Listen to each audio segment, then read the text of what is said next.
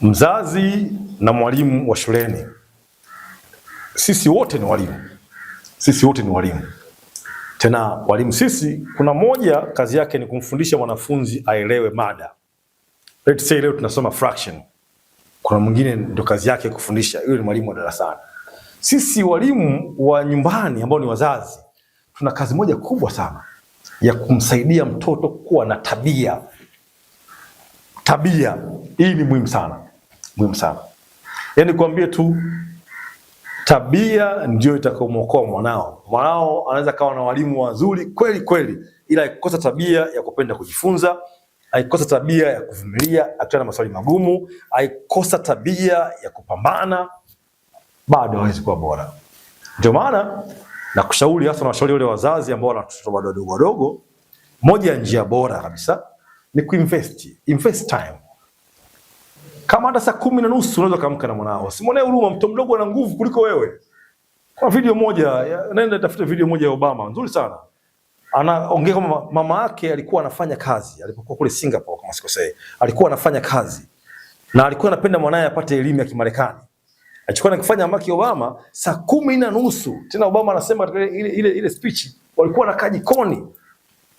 Wanaanza kusoma. Kwa siku moja Obama anakuambia alikuwa akijisikia vibaya, analalamika, mamake anamwambia this is not picnic even for me.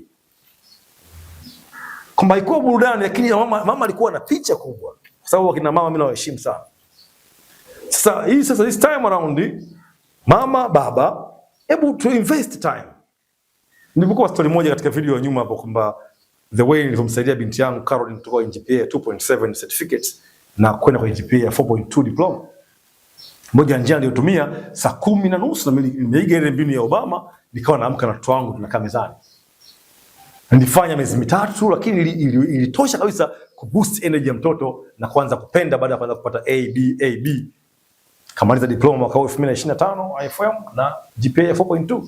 Kwa hiyo ninachotaka kukusitiza mzazi, tuwekeze kwenye tabia. Tuwekeze kwenye tabia.